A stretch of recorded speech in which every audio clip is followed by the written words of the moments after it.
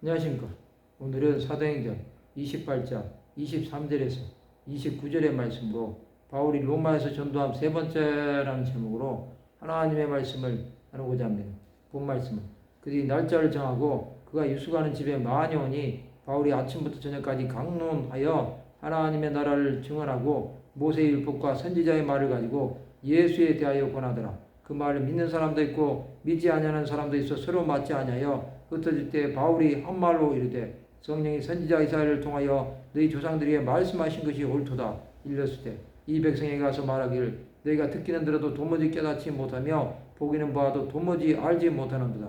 이 백성들의 마음이 우둔하여져서 그 귀로는 둔하게 듣고 그 눈은 감았으니 이는 눈으로 보고 귀로 듣고 마음으로 깨달아 돌아오면 내가 고쳐줄까 함이라 하였으니 그런즉 하나님의 이 구원이 이방인에게로 보내어진 줄 알라. 그들은 그것을 들으리라 하더라.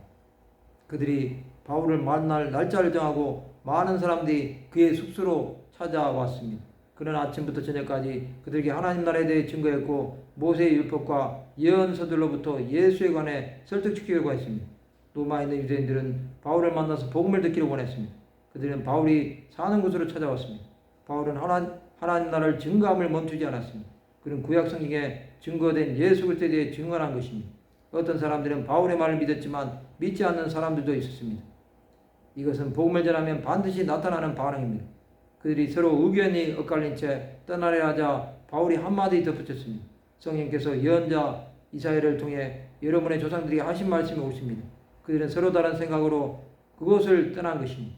바울은 이사야 선지자의 말을 인용하였습니다. 이 백성들에게 가서 말하라. 너희가 듣기는 들어도 깨닫지 못하고 너희가 보기는 보아도 알지 못할 것이다. 자기 백성들에게 말하지만 들어도 깨닫지 못하고 보아도 알지 못한다는 것입니다. 이 백성들의 마음이 무뎌지고 귀는 듣지 못하고 눈은 감겨있다. 이는 그들이 눈으로 보고 귀로 들으며 마음으로 깨닫고 내게 들어와 고침을 받지 못하게 하려는 것이라. 그만큼 이스라엘 백성들은 하나님에 대해 무지했던 것입니다.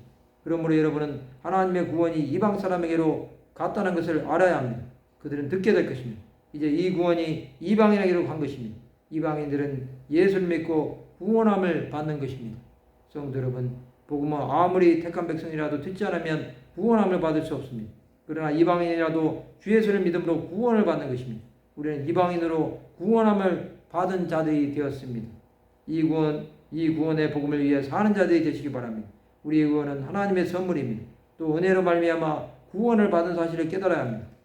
이것을 모르면 우리는 엄청난 대가를 치르신 주 예수의 구원의 은혜를 모르는 자가 되는 것입니다.